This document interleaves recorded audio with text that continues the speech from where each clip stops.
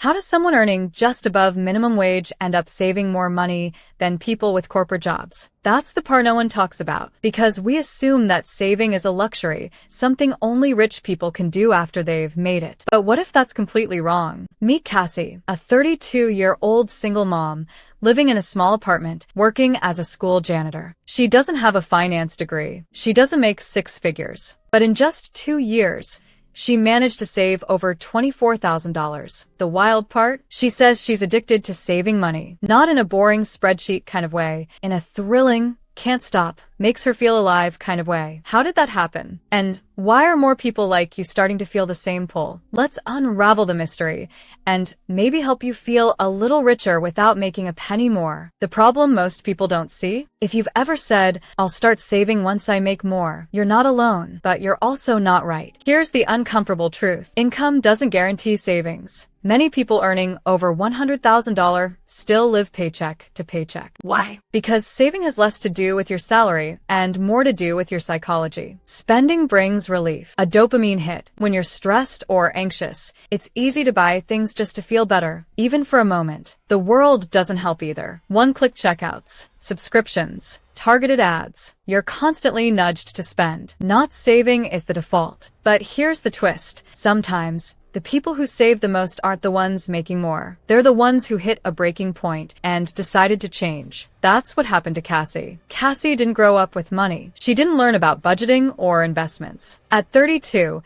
she was working full-time cleaning classrooms and cafeterias. She made just enough to stay afloat. Barely. Then, one night in 2021, she skipped dinner for the second day in a row, so her son could eat. He noticed. "Why don't you eat with me anymore?" he asked. She smiled and lied. "I'm just not hungry." But inside, she shattered. That moment didn't lead to a hustle-fueled glow-up. It led to something quieter, a decision. She picked up her phone and Googled how to save money when you're broke. She deleted her food delivery apps, started cooking at home, watched budget YouTubers like other people binge Netflix. She didn't have a plan, just small actions. After 3 months, she had saved $600. And surprisingly, she didn't want to spend it. That's when she knew something in her had changed. At first, Cassie treated saving like a chore, something she had to do. But slowly, it became something she wanted to do, then something she couldn't stop doing. It started with a notebook. Every time she resisted a purchase, skipping a soda,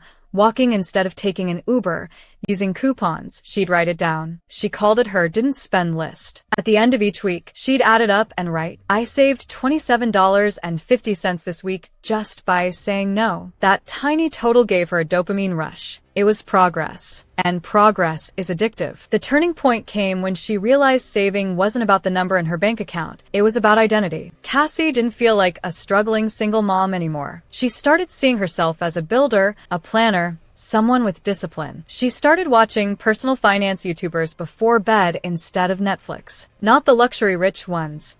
The ones like her, who made saving feel like rebellion, like freedom. She downloaded You Need a Budget and set a goal to save $10,000 in 18 months. She hit it in 14. "I stopped craving stuff," she said. "I started craving the feeling of knowing I was okay, that I was ahead for once." Cassie had accidentally rewired her brain. Saving didn't feel like sacrifice anymore. It felt like self-respect. What addicted to saving really means. When Cassie says she got addicted to saving, most people picture something unhealthy, like hoarding money, living in fear, or being miserably frugal. But her addiction didn't look like that at all. It looked like peace. It looked like saying no without guilt.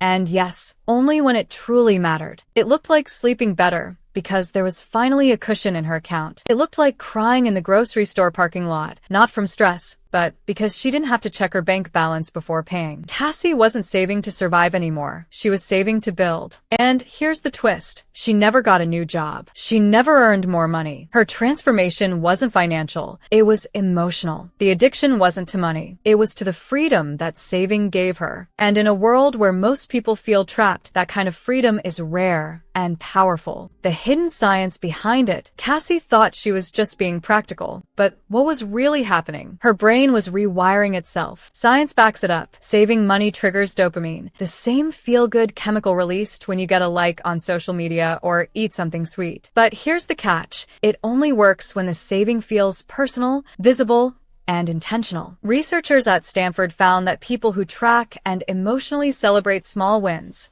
like skipping a $6 coffee, are more likely to stick with financial habits than those who focus on long-term goals alone. Why? Because your brain loves quick rewards. Apps like Capital and You Need a Budget use this exact psychology. They make budgeting feel like leveling up in a game. You get micro wins, visual progress bars, and instant feedback. That's not accidental, it's behavioral design. And Cassie tapped into this naturally. Her didn't spend list gave her that reward loop. The same part of the brain that gets hooked on online shopping can get hooked on not shopping if you feed it the right feedback. Saving money isn't just a habit, it's a neurological shift. And once it clicks, it can feel better than spending ever did. Cassie isn't alone. She's part of a quiet, growing movement. Across social media, a new kind of content is exploding. Real people saving real money on low incomes. Like, why I choose saving over spending are racking up millions of views. Hashtags like hashtag frugal living, hashtag slow money,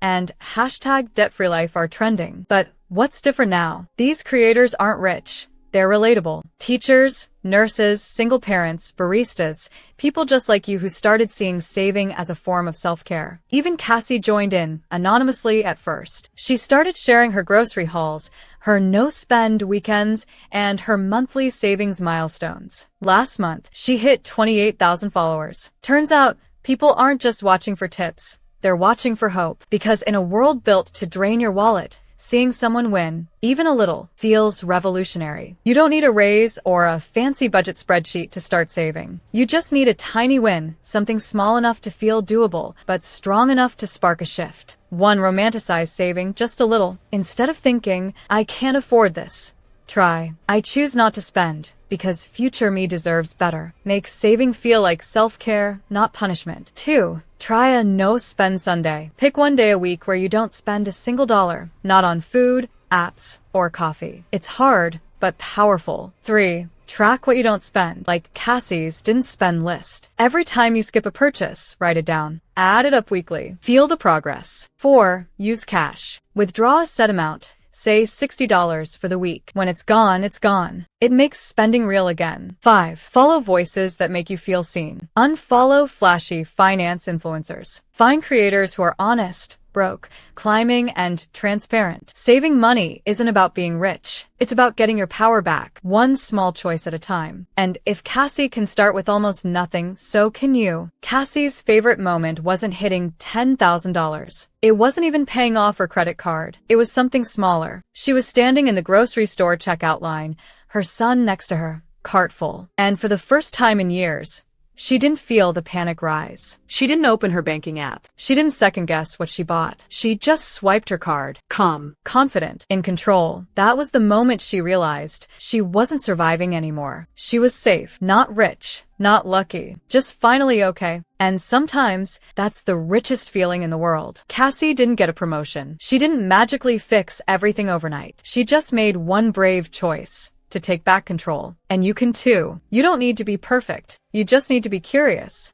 Willing to try something different. Willing to believe that saving money could actually feel good. Because when you start saving even just a little, something shifts. You stop feeling behind. You start feeling capable. Proud. Free. Saving isn't about the money. It's about the version of you that shows up when you finally stop surviving and start building. If this video moved you even a little, don't just scroll away. Like the video if you've ever struggled with saving.